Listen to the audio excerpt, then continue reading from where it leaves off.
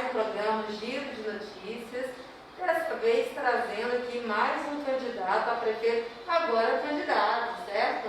Então agora aqui estamos trazendo mais um candidato a prefeito, que vai nos falar sobre as suas propostas, sobre o que ele pensa da cidade e sobre o que pretende realizar caso seja eleito. Boa tarde, boa noite. Boa noite. Quero agradecer ao convite, e dizer que estarei aberta às perguntas daqueles que estiverem nos assistindo pela internet. Cleiton, então para começar, como é ser um candidato pelo PCdoB, PSOL, que é um partido de esquerda, numa cidade que teve a maioria esmagadora dos eleitores que elegeu o Bolsonaro, que é conhecido por ser de extrema direita. Como está sendo essa recepção à sua candidatura? Hoje o PSOL ele acaba encampando muitas lutas, históricas, sejam sociais, em qualquer área que possa abranger esses temas, sejam dos trabalhadores. E devido à destruição do tecido social que vem sendo exercido pelo governo Bolsonaro, aqueles setores de trabalhadores, de jovens, eles têm se identificado com as propostas do nosso partido.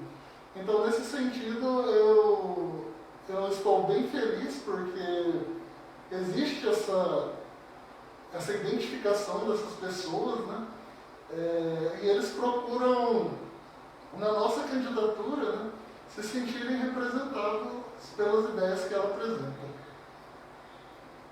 E dentro desse contexto, como tem sido, porque nós temos aí candidaturas, além do PSOL, do PT e do próprio atual prefeito, que apesar de estar na solidariedade, mas que muitas vezes se identifica, vamos dizer, com uma vertente mais à esquerda. Como que é dividir esse protagonismo, vamos dizer assim, da esquerda com outros candidatos que em tese estariam com as mesmas pautas? A gente sempre tem que separar, em momentos e em períodos eleitorais, a diferença entre as pautas, que esses partidos defendem, e as propostas e projetos que eles vão estar realizando enquanto partícipes da gestão. Então, assim, com relação ao candidato José Carlos do Pátio, que é o atual prefeito, o partido dele, Solidariedade, é um partido de centro-direita. O candidato em si, ele tem muito essa identidade, essa identificação com as camadas populares da cidade, faz políticas para esse setor também, mas nesse ponto aí, com relação a ele e o partido, então já existe esse paradoxo. Com relação ao PSOL e ao PT, nós já temos algo mais em comum, no que diz respeito a essas políticas que são feitas para essa camada da sociedade, No entanto, o PSOL ele se diferencia justamente na sua ideologia. Enquanto o PT ele nasce ali no começo da ditadura civil-militar nesse período no país, ele vem ali do chão de fábrica, do trabalhador da fábrica, e carrega essas ideologias sociais que são voltadas aos trabalhadores. O PSOL já nasce de um racha, entre o partido, que muitos ex-deputados, que foram políticos do PT, formam o PSOL, justamente com essa ideologia mais socialista, que busca, através da política, fazer com que as pessoas que se identifiquem possam estar buscando essas saídas com os ideais do partido. E no caso, quais que seriam, em termos, que é uma cidade muito preocupada em termos de infraestrutura. Quando nós falamos de infraestrutura, o que você pensa para a cidade e o que você faria se fosse, no caso, eleito pela população? Eu vou falar aqui de um projeto de infraestrutura nosso, que ele abrange que ele causa diversos impactos na sociedade e que eu gosto muito de falar dele, que é o asfalto borracha. Mas antes eu tenho que dar um passo atrás, para explicar o momento que a cidade vem vivendo. A gente tem que saber separar o que é uma obra eleitoral e uma obra eleitoreira. Rondonópolis hoje conta com diversas obras em todos os cantos da cidade. Isso é ruim? Não, não é ruim. Mas quando eu falo da gente separar isso, a gente tem que tentar entender o sentido das duas. O que é uma obra eleitoreira? Ela é uma obra que tem fins estéticos, não é planejada, e a única coisa que ela visa é um retorno eleitoral. A obra que ela é eleitoral, ela é planejada, né? Porque ela é projetada durante a criação das propostas de governo. Então, ela não vai ter um fim meramente estético. E aí, qual que foi a ideia do asfalto de borracha? Ele surgiu nesse sentido. O asfalto de borracha, por ele ser o asfalto mais resistente, né, ele acaba fazendo com que o asfalto dure de 4 a 8 vezes mais, né? Então, em termos, se a gente imaginar que o asfalto em Rondonópolis hoje dura em média 2 anos, nós teríamos aí de 8 a 16 anos, né, de asfalto assim durando. E aí, com isso, os candidatos ou futuros postulantes ao cargo de prefeito, eles não estariam utilizando o asfalto como um trampolim eleitoral, né? Inclusive, eu tenho que detalhar os impactos desse asfalto borracha, que ele tem impacto econômico, né?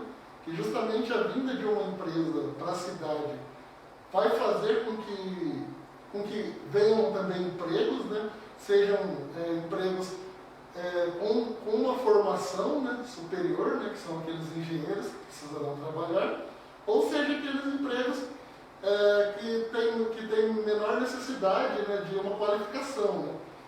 Além de empregos indiretos, por conta dos pneus que são utilizados nessa massa asfáltica, que é para garantir a resistência dela, então também vão estar formando cooperativas.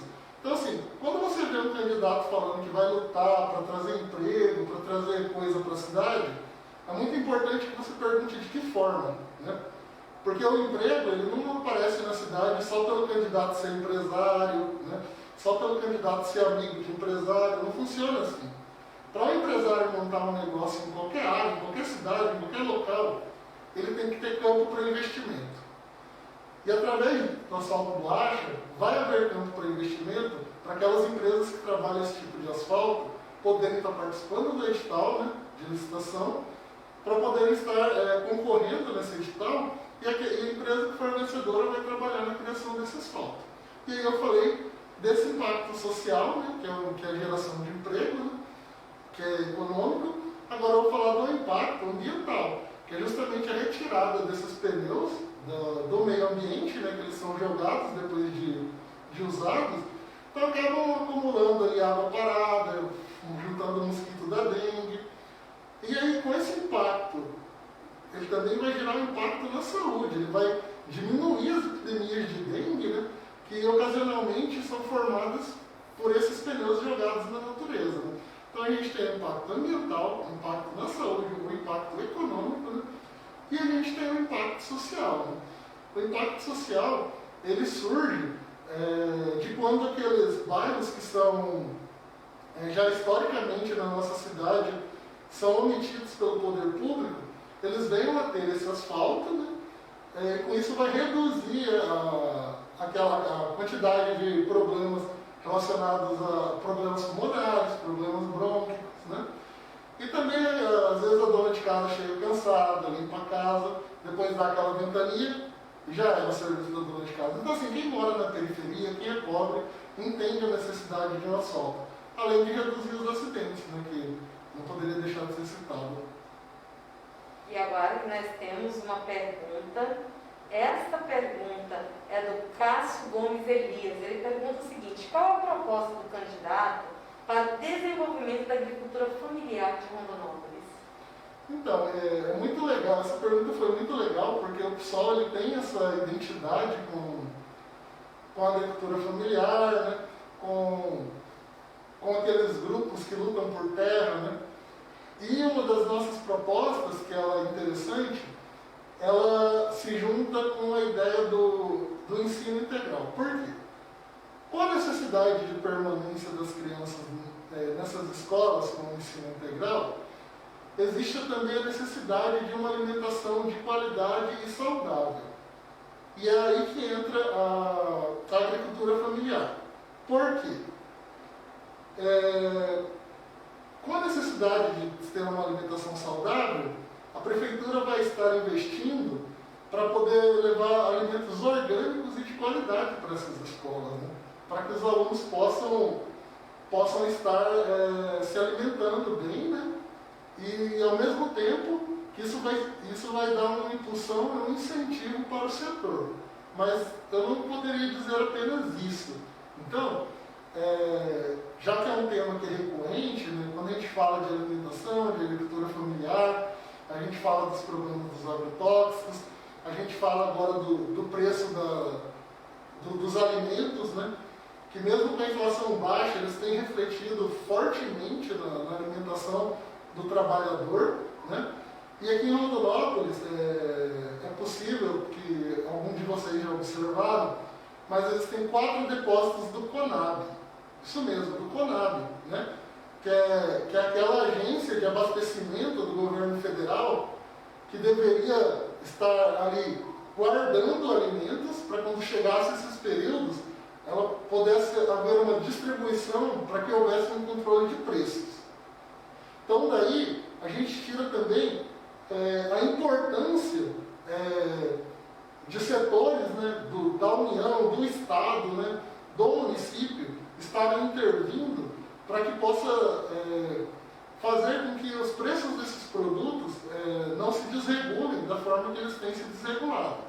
Então, uma das medidas que eu tenho pensado, não vou dizer ainda como proposta, porque ela precisa ser estudada, é justamente a utilização, né, daquele espaço ali onde estão esses armazéns do CONAB que estão abandonados, ver qual que é a situação do local, né, e a partir daí fazer dali um grande espaço para que a agricultura familiar possa estar expondo os seus alimentos e vendendo, para que não seja só nas feiras, mas realmente um grande armazém, né, de produtos da agricultura familiar.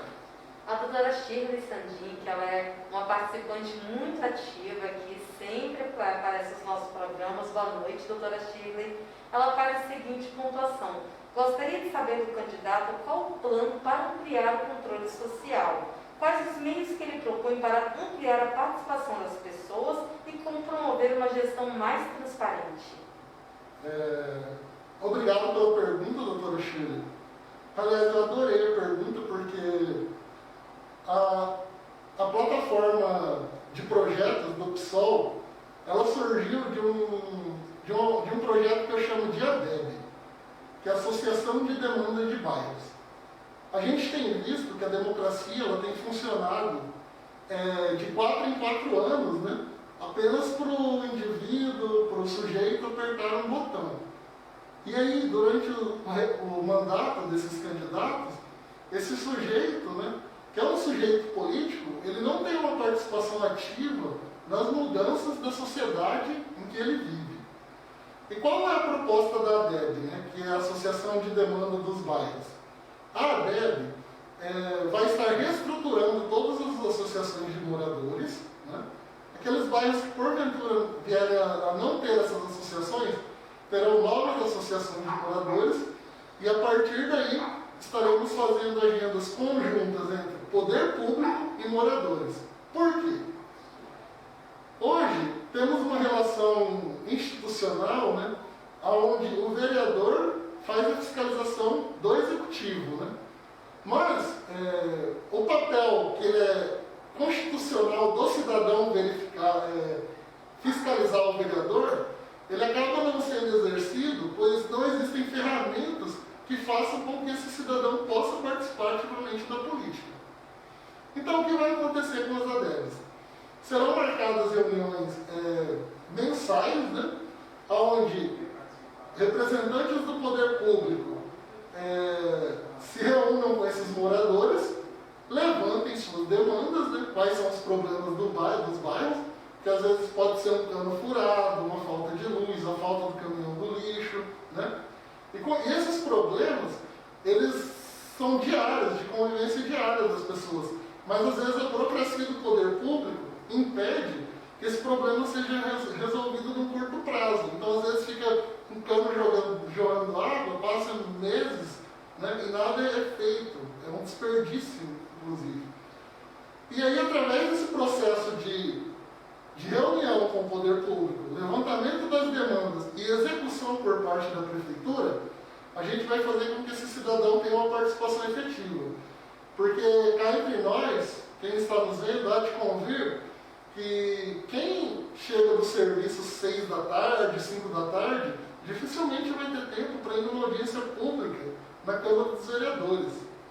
E se tiver esse tempo, ainda vai ter que pensar, né, porque está cansado, tem filho, então tem muitos problemas que ocasionam isso. E através dessa ferramenta, o cidadão vai ter o agente do poder público no seu bairro, né, para poder estar discutindo esses problemas. Agora nós temos uma outra pergunta, dessa vez é o seguinte pontuação. O PSOL tem entre seus princípios e valores a institucionalização do sujeito como base de atuação socialista no Brasil. Como candidato aplicaria o conceito na gestão educacional do município? Pergunta novamente, pergunta muito importante, né? Porque nós trabalhamos com uma novidade nos projetos de educação, que é justamente a inclusão de direitos humanos, né, na educação fundamental e a antropologia. E aí quem está em casa deve achar estranho, mas por que direitos humanos e antropologia? Isso aí é coisa de ensino superior. Não, gente. Direitos humanos, ela deveria ser uma formação de qualquer cidadão, né, nos seus princípios, porque se a família entende que a educação moral deve ser passada por ela, o direito humano, que é a constituição do respeito ao próximo, né, de entender que o próximo também ele é um sujeito de direitos, né, ele deve vir desde suas formações iniciais, né? Além da antropologia, que o nome pode parecer um pouco estranho, né? As pessoas podem não estar muito habituadas, mas a antropologia nada mais do que o ensino de outras culturas, de outros sujeitos, né? de outras etnias. Então, com isso, a gente estaria, com o direito humano e com a antropologia, a gente estaria formando um cidadão que respeitasse a pluralidade de cada sujeito, né? Esse é um ponto, né, onde a gente iria estar trabalhando esse conceito da socialização, mas de forma psicossocial, vamos dizer assim. Mas também existe, né, outras medidas, né, que assim como nós vamos fazer do ensino integral, para que esses alunos eles possam estar aprendendo aquelas matérias teóricas, né, durante ali suas primeiras 4 horas de aula, depois o seu almoço, né, com alimento orgânico, que é bom citar aqui, né, e depois esses alunos estariam se envolvendo em atividades, sejam artísticas, sejam esportivas, sejam científicas, atividades pelas quais eles comecem a identificar valores, dos quais lá no futuro eles vão poder estar buscando aquilo com o qual eles se identificam. Agora nós temos aqui uma pergunta, ela é até bem pontual. Qual o real objetivo do PSOL nessas eleições? É marcar posição? Essa pergunta, por mais que ela seja objetiva, eu vou responder ela de 2 formas. A gente tem que entender que o PSOL, em 2016, passou por um processo político aqui na cidade eleitoral que acabou se tornando desgastante. E que, eventualmente, é recorrente perguntas desse período quando eu dou entrevistas, né? Então, existe, sim, uma reestruturação do partido, né? Mas esse não é o principal objetivo. A reestruturação ia acontecer com eleição, com processo eleitoral ou não. O objetivo do PSOL mesmo é mostrar que, diferente da visão apenas ideológica que as pessoas têm do partido, o PSOL tem uma plataforma de projetos e de propostas que vão de encontro àquilo que as pessoas querem, né? Ela faz com que as pessoas possam ser atores das mudanças das suas realidades. Então, é importante deixar claro isso. Isso vai ficar cada vez mais claro durante os debates, né, que forem acontecendo durante o processo eleitoral, né? Ocorreu um erro na subida do nosso projeto no registro do TSE, mas nosso projeto ele tem 22 páginas, então assim, é um dos maiores, né? E estão totalmente de encontro com a realidade das pessoas e dos cidadãos da cidade de Rondonópolis. Então, agora conosco entrará ao vivo a doutora Shirley Sandi. Boa noite, doutora Shirley.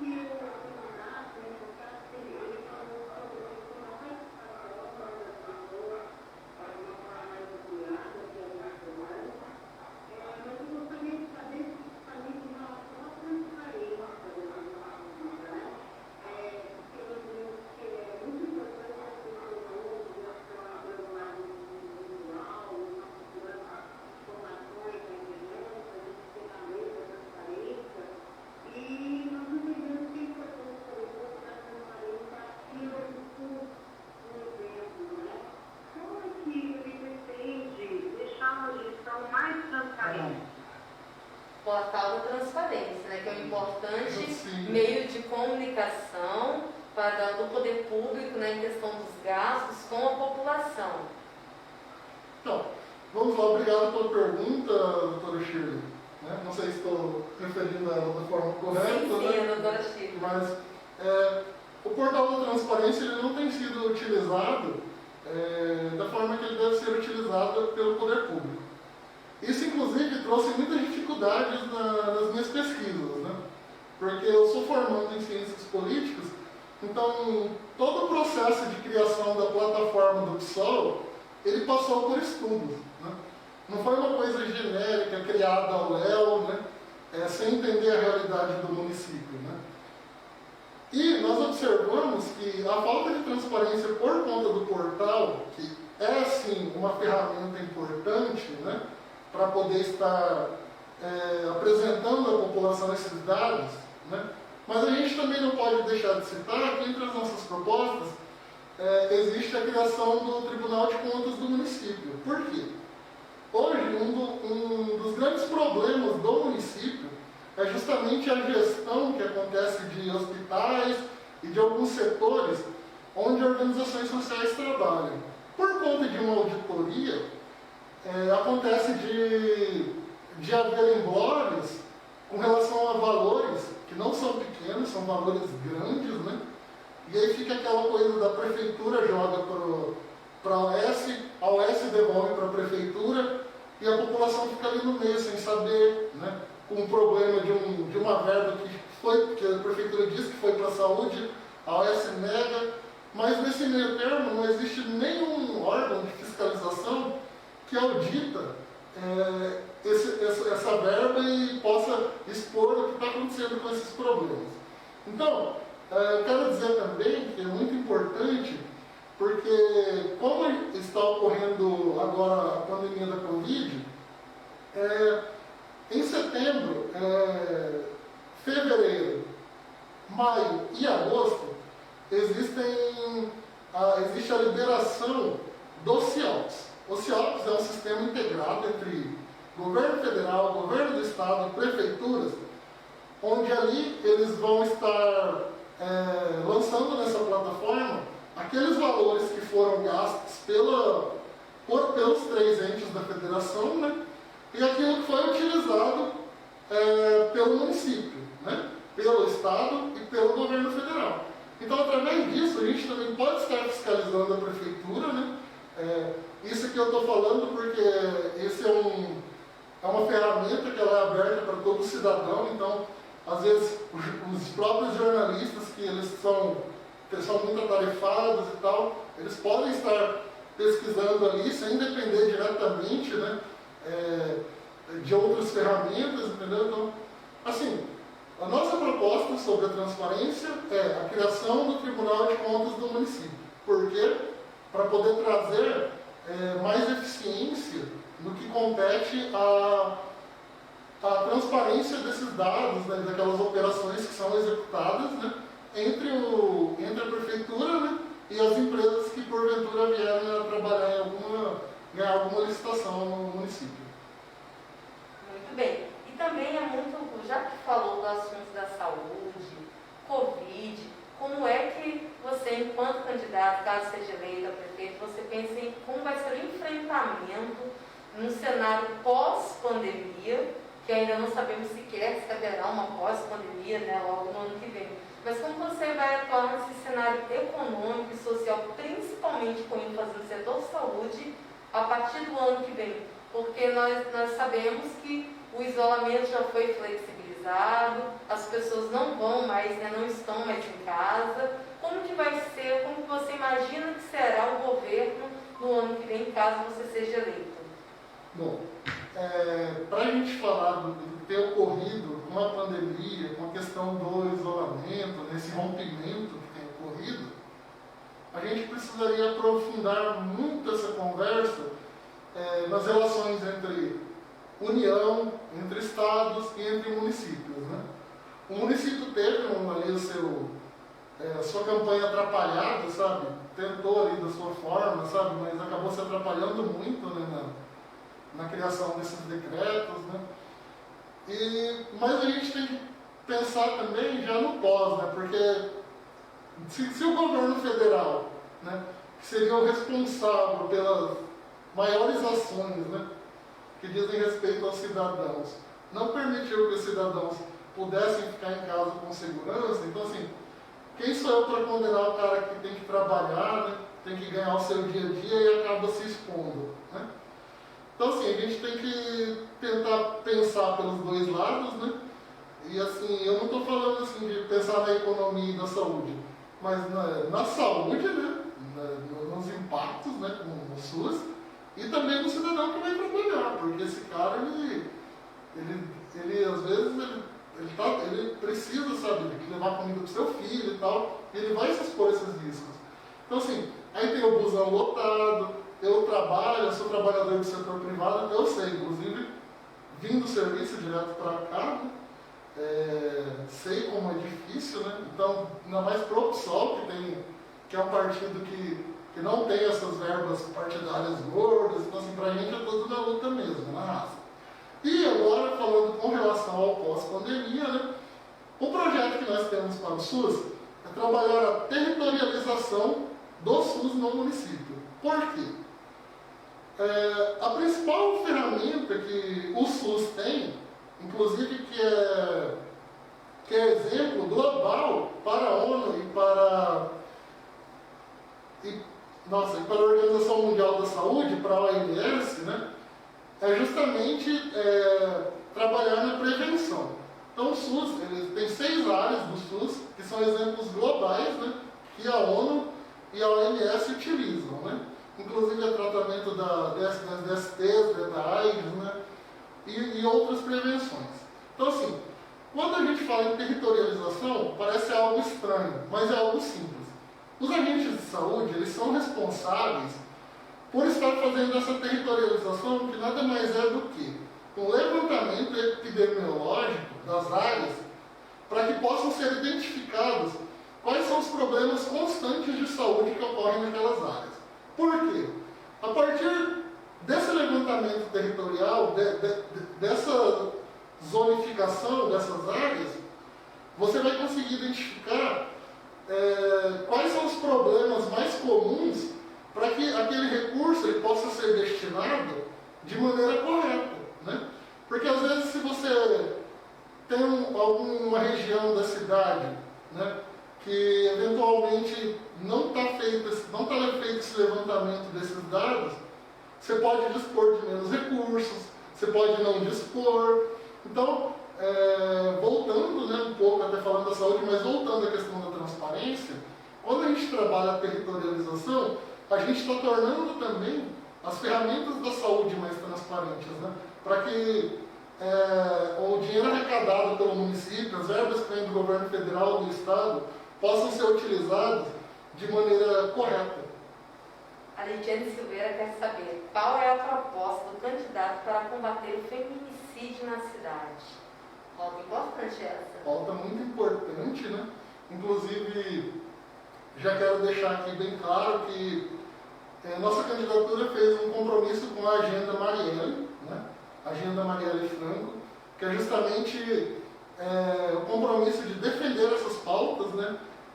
Pauta antirracista, pauta feminista, pauta anti-violência contra LGBTs, né? E a partir desse princípio, que eu quero dizer para vocês, que nós temos a proposta de uma Secretaria de Promoção Social e Política de Combate às Opressões. Através dessa secretaria, nós vamos estar montando, né, grupos de pessoas, né, de líderes desses movimentos, né, nós vamos estar juntando os líderes desses movimentos para que possam ser trabalhadas políticas públicas a nível de município por quem sofre dessa realidade diariamente. Inclusive, eu estou falando aqui para vocês, né, e muita gente que pode estar nos assistindo em casa, né, eu estou falando disso aqui, mas eu estou falando de alguém que enfrenta essas lutas diárias, porque eu também sou LGBT, né? Então, às vezes as pessoas podem estar se perguntando, né, pode ter aquela dúvida, né? Mas eu também sou LGBT, então eu entendo a importância dessas lutas, né? Assim como a importância no combate à violência contra a mulher, que de abril até setembro desse ano aumentou em 40% os dados da violência contra a mulher, levantado pelo Atlas da Violência no país. Por quê? Devido ao isolamento social e à presença do agressor mais frequente da vítima, né, acabou que essas agressões elas aumentaram, né? Então, assim, é só trazendo os grupos e as pessoas que sofrem dessa realidade para dentro da prefeitura, né, para dentro dessas secretarias, para compor essas políticas, que a gente vai poder estar dando soluções, né, para essa realidade que a gente tem passado. Vamos aqui dando oi para os nossos patrocinadores, a ERSA, Posto Fórum, Boco Esportes, a Atobio. Então vamos lá. E como a nossa realidade, nós temos aí passado por um grande período de estiagem, um calor que está muito grande, queimadas relacionadas a outra pauta para o meio ambiente, mas especialmente no sentido do combate às queimadas que tem assolado o estado de Mato Grosso. Olha, é uma pergunta importante, né? Essa pergunta ela não deveria ser importante só pelo fato de que nós estamos em um momento em que existem muitas queimadas, né? Mas essa pergunta ela deveria ser importante como um todo, em todos os momentos. Por quê? Porque a natureza ela está, de acordo com alguns dados levantados por ONGs recentes, elas têm dito que a natureza ela está chegando num ponto de não reversão. O que é esse ponto de não reversão?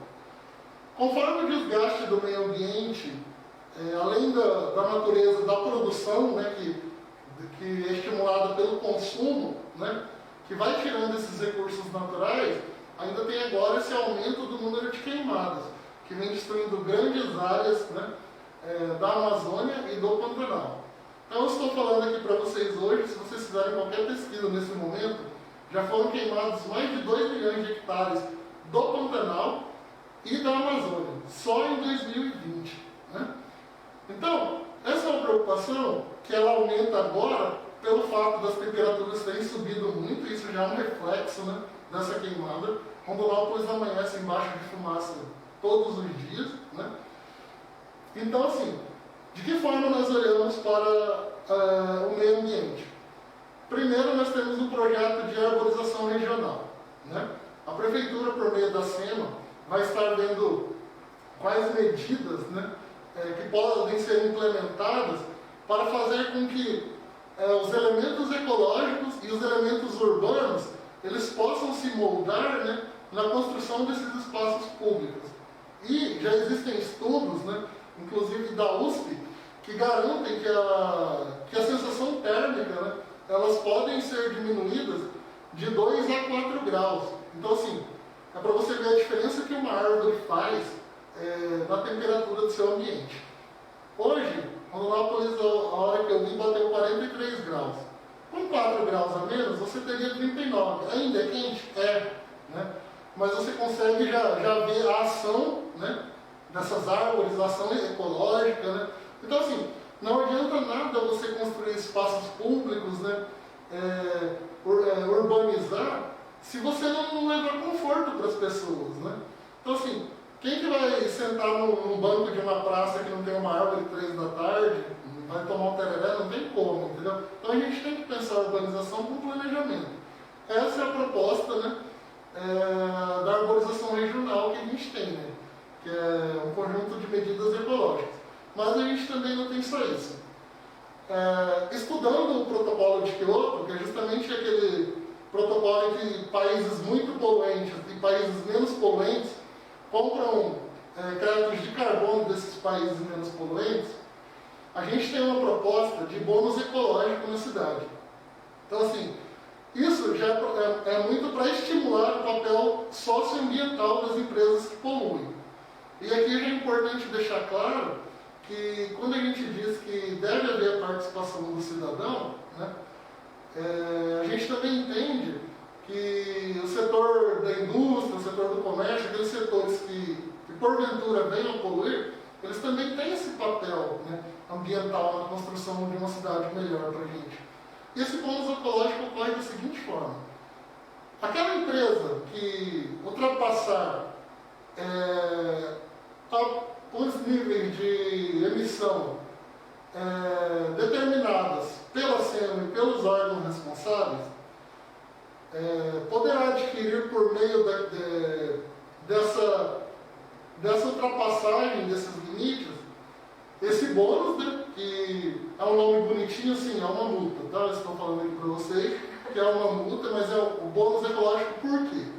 Porque essas indústrias que ultrapassarem esses limites de poluição, elas vão estar, esse dinheiro da multa será convertido para esses bônus ecológicos, para que a prefeitura possa criar programas, né, programas ecológicos para o município. Então, assim, se você polui aqui, você vai ter que, né, a gente tem que entender que a gente não pode só destruir os recursos naturais, poluir, entendeu? Tem que ter um contraponto. Então, o PSOL entende que a economia local ela é importante, mas ao mesmo tempo a saúde da população também é. A próxima pergunta é do Mário Júnior. Boa noite, Cleison. Caso seja eleito, podemos pensar em um mandato com menos politicagem? A população é que mais sofre com a troca dos profissionais do serviço público a cada eleição municipal. Como pode mudar essa realidade?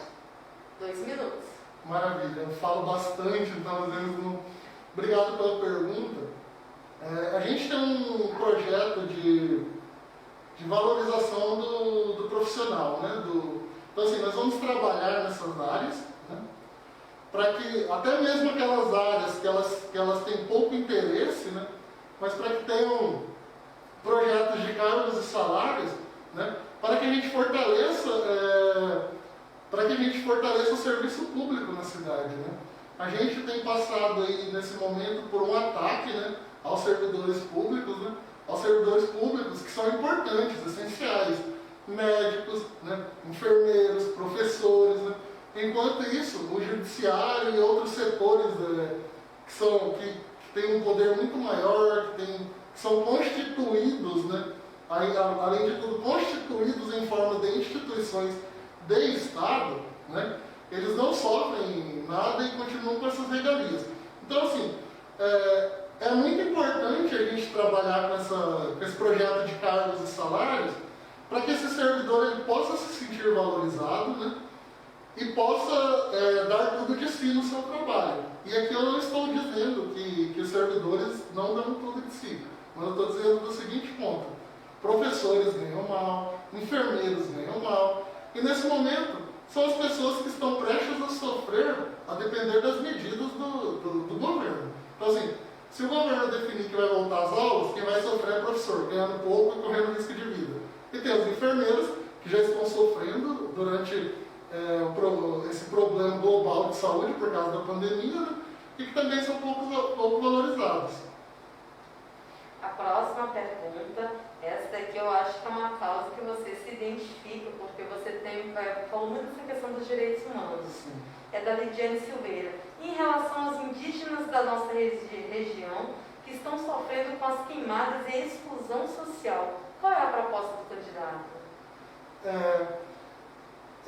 Eu tenho uma proposta que ela trabalha no sentido de levar agentes sociais para essas áreas, né, onde existem não só indígenas, né, o que é importante, né, mas também nós temos visto em Rondonópolis o aumento, né, de pessoas em situação de rua. Né. E por que isso ocorre? Porque justamente pela destruição do tecido social, essas pessoas elas não fazem essas escolhas, né? Elas acabam estando ali não por opção, mas porque são jogadas ali pela vida, entendeu? Não encontram mais a cidadania, né? E aí a gente vai estar trabalhando com esses agentes sociais para estar fazendo uma pesquisa, né? Um levantamento, né? Do que ocasionou aqueles problemas, né? Assim como nós vamos estar mandando esses agentes sociais, né, para esses locais onde existem indígenas, né, e fazendo esse levantamento, né, para a gente poder estar reforçando ali um investimento na saúde, um investimento na educação, né, algo que se adeque à realidade daquelas pessoas. Né.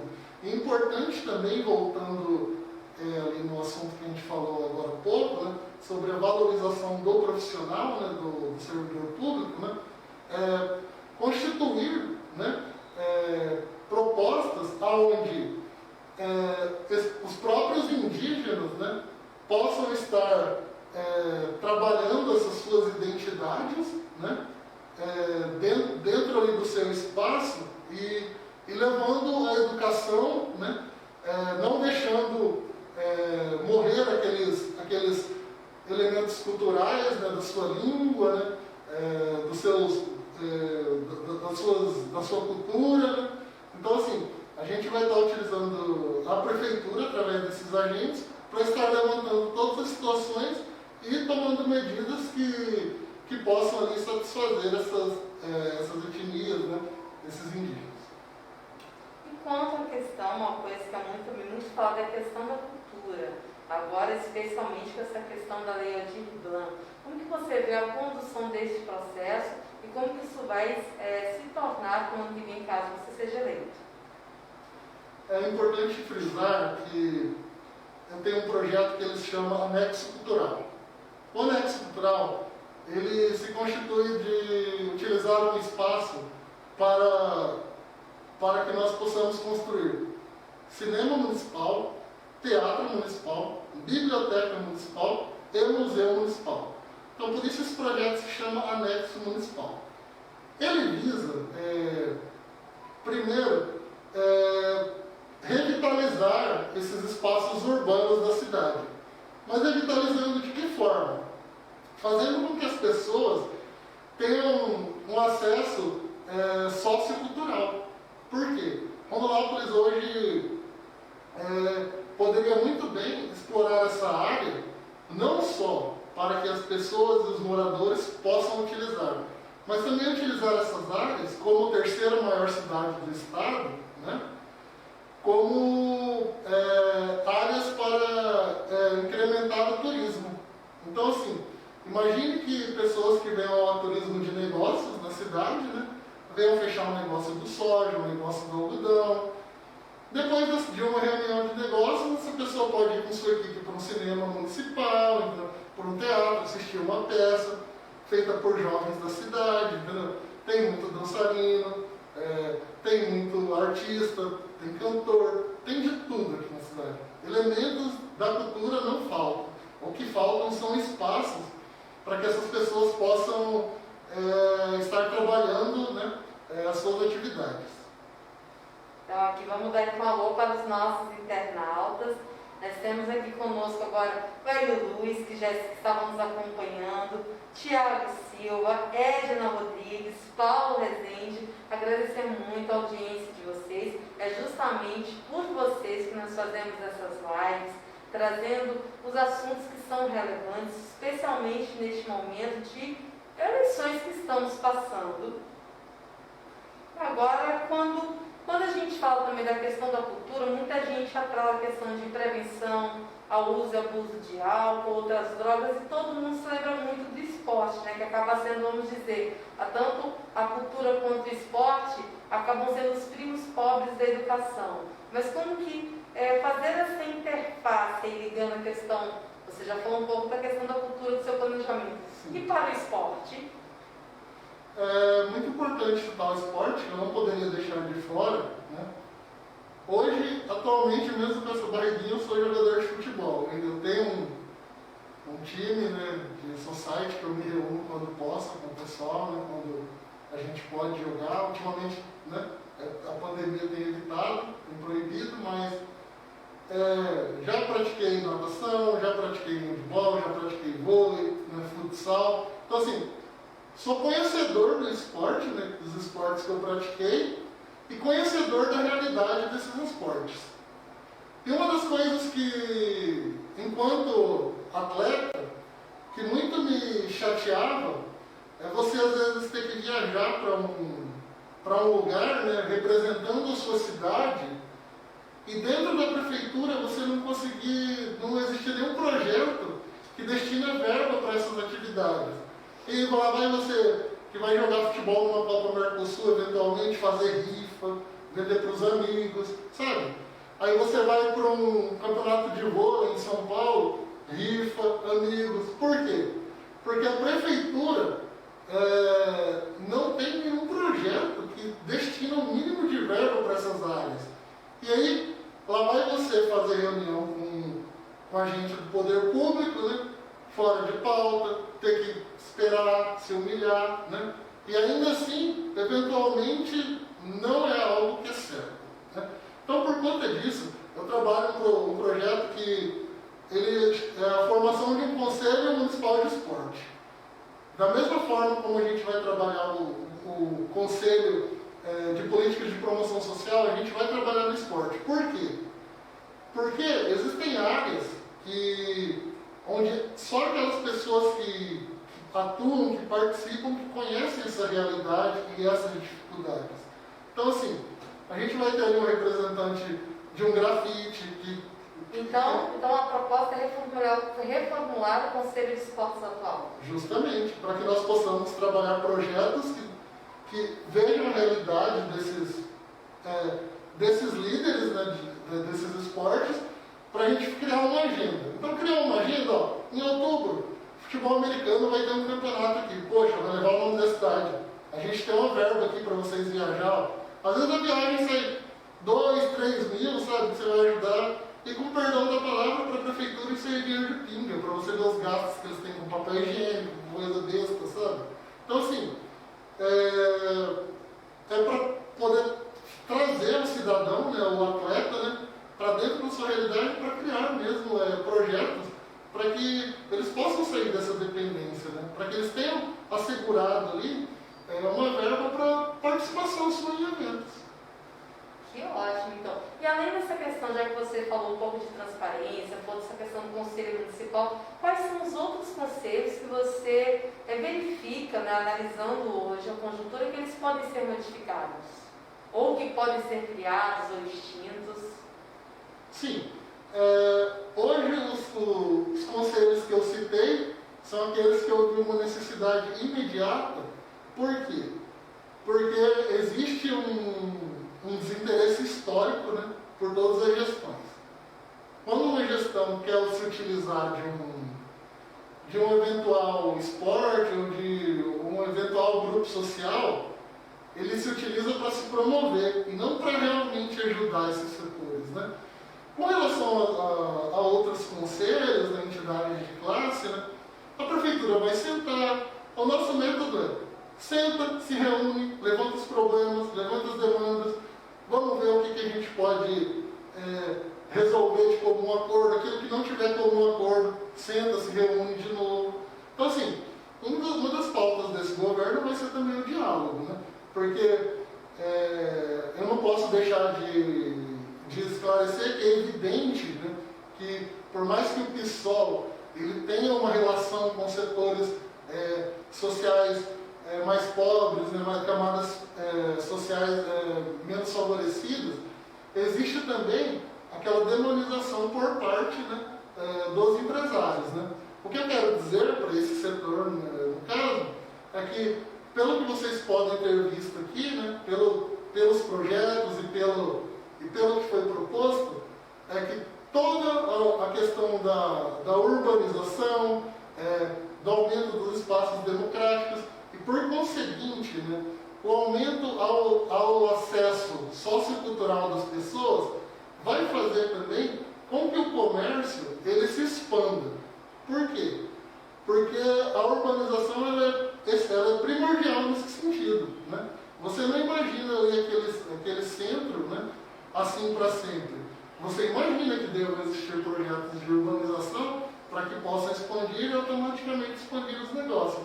Assim como eu já disse do Salto Borracha, que vai interferir especialmente na área do distrito industrial, que tem um problema estrutural já da destruição do asfalto, é buraco, aí quando chove é caminhão tombando, sabe? O asfalto borracha vai acabar com esse problema também. Rondonópolis, como um polo logístico e entroncamento, vai ter na sua logística aumentado esse potencial para poder estar levando toda a carga das indústrias para outros estados. Cleison, e sobre transporte público, que, segundo a Lidiane, hoje está um caos. Qual que é a proposta para o transporte? Eu acho que a proposta do transporte ela é a que mais vai revolucionar o transporte em Rondonópolis, né? De todas as propostas, ela vai revolucionar pelo seguinte sentido. Eu trabalho com a ideia de municipalizar todo o transporte da cidade. Por quê? Né? Em 2015, né, talvez pouca gente se lembra, vai lembrar mais gente da imprensa, a Câmara dos Vereadores de Rondonópolis tentou passar uma votação, né, que incluía qualquer perda de lucro que a empresa do Cidade de Pedra tivesse aqui em Rondonópolis iria ser repassado para os usuários. Sim, é isso que vocês estão entendendo. A Câmara dos Vereadores, em 2015, né, tentou enfiar todas as despesas da empresa de transporte, né, que assumiu o contrato de explorar a área, né, lucrando ou não, né, tentou enfiar, né, qualquer perda patrimonial, qualquer perda de lucro na conta dos usuários. Por isso que a gente vai municipalizar o transporte. Por quê? A prefeitura, ela entende que o cidadão, primeiro, ele tem direito a uma passagem mais barata. Então, a partir da municipalização, o que nós vamos fazer? Rondonópolis conseguiu nota de investimento em 2017, ainda no governo de Zé Carlos do Pátio. Essa nota de investimento, ela serve para você fazer empréstimos, para você fazer todo tipo de execução em bancos públicos, né? Financiamentos, né? E aí, a partir dessa nota que a cidade obteve, nós vamos fazer o financiamento de ônibus elétricos, né? Financiar ônibus elétricos para garantir à população um transporte de maior qualidade, ônibus inclusive que contém Wi-Fi, ar-condicionado, que a gente reconhece que é uma necessidade em Rondonópolis, né? Porque é muito quente, né? Além do ônibus ser silencioso e menos poluente. Então, assim, a gente vai ter vários impactos aí já, né? A gente já tem aí o impacto de uma menor poluição sonora, uma menor poluição de CO2, a gente tem um conforto maior. Então, assim, a pessoa que trabalha e paga transporte público, ela se sente humilhada de ter que pagar quase R$4,50, né? Que é o valor que é pago em São Paulo, que tem 15 milhões de habitantes, pagar aqui em Rondonópolis. Mas a gente não vai colocar ônibus também na cidade para andar no meio do trânsito que está caótico. A gente vai criar corredores de ônibus e faixas exclusivas para poder garantir que o cidadão e o trabalhador chegue nos horários dos seus compromissos, né? E também temos o projeto para a criação de terminais fechados. Com isso, vai garantir aquela integração, né, do trabalhador por um tempo indeterminado, né? Então, assim, eles estão dentro daquele terminal fechado e vai poder pegar qualquer ônibus para qualquer outro lugar da cidade. Por conta da não utilização de combustível fóssil, do diesel, o custo da passagem vai poder cair, tá bom, cidadão? Então, eu estou falando aqui para você, ônibus elétricos não usam combustíveis fósseis, então vai ser mais fácil para a gente baratear essa passagem. Cleide, já estamos chegando aos nossos minutos finais. Passa rapidinho, né? Passa. Incrível, passa rapidinho. Nós estamos chegando aos nossos minutos finais. Como você bem sabe, a gente costuma deixar aí uns 5 minutinhos para que o candidato ele fique à vontade, fale sobre algum assunto que ele não foi perguntado, mas que ele queira falar, ou reforçar alguma posição que ele já tenha comentado. O espaço aqui agora é seu, 5 minutos. Obrigado. Acho que eu falei bastante. Eu preciso deixar a fala o programa inteiro. E 5 minutos é um tempo legal. Eu acho que não vou utilizar, mas de qualquer forma, eu venho aqui falar para você que está em casa, para você trabalhador, para você trabalhadora, né, que eu estou aqui para concorrer. Eu fiz um projeto alminho, sabe? Você pode pesquisar no projeto de todos os outros candidatos, entendeu? Terão diretrizes gerais do partido, mas não, aqueles projetos eles não terão identidade alguma. Porque são projetos que foram feitos por assessores, por outros membros do partido. Projetos que não trazem a identidade de alguém que vive esses problemas diários. E eu estou aqui também para mudar um pouco a concepção das pessoas daquilo que elas acreditam que é o papel da democracia. Dentro da minha gestão, você não vai estar condicionado a votar daqui 4 anos novamente. Você vai participar da gestão. Você vai ter a DEB no seu bairro para você se reunir com os vereadores. Para ter um problema no seu bairro, você chegar e falar: vereador, eu tenho um problema aqui, você pode resolver? Daqui a um mês, esse vereador vai ter que te prestar conta. Se não resolveu, você já sabe em quem você não vai votar. Isso é participação política. É construir o acesso aos ambientes da política, à cidadania, de uma forma que você possa alterar a sua realidade. Então, é importante, essa eleição ela é muito importante. Acima de tudo, para você não olhar apenas para o executivo. Essa eleição ela é importante para você olhar também para a Câmara dos Vereadores. Esse ano tem muita gente boa. No meu partido tem a Janaína Lima. E eu não falo aqui só dela, eu posso falar de outros partidos, né? Não vou citar o nome dos partidos, mas tem Castanho, tem Leonardo, tem Luana, tem muita gente boa, gente. E que infelizmente tem muita gente boa que vai ficar no caminho porque vai levar voto devido ao novo quociente eleitoral, vai acabar elegendo gente que já está aí na Câmara. Eu digo para os meus amigos que não fosse esse novo coeficiente eleitoral, metade dessa Câmara ia ser trocada. Tem muita gente boa, gente. Vamos exercer nosso papel de cidadão, vamos pesquisar nossos candidatos, vamos ver aquele que mais se apresenta, que mais tem identificação com a sua realidade, né? E só a partir daí, né, você vai conseguir constituir a sua cidadania como indivíduo político. Quero pedir para você observar nossa campanha na internet, que está linda. Não vamos fazer santinho esse ano. Só optou por trabalhar no santinho virtual, né, que não polui. Então, assim, você vai receber no seu zap, hora ou outra, seu amigo. É uma corrente, assim que o PSOL trabalha. através dos projetos, a gente trabalha correntes de ideias maravilhosas, sabe? Então, assim, vai nos acompanhar nas redes, vai ter nosso santinho virtual, ali estão um conjunto de propostas dos quais eu já disse. E aí você vai poder ver quem tem a melhor proposta, quem tem as melhores ideias para a cidade de Rondonópolis. Quero agradecer a vocês que nos acompanharam. Muito obrigado pelo convite ao Giro Político, né? E até uma próxima oportunidade. Então, esta foi mais uma live transmitida. Como sempre, estamos fazendo às segundas, trazendo para vocês assuntos que são relevantes, com pessoas relevantes e temas interessantes para o futuro da nossa sociedade. Boa noite e até a próxima segunda.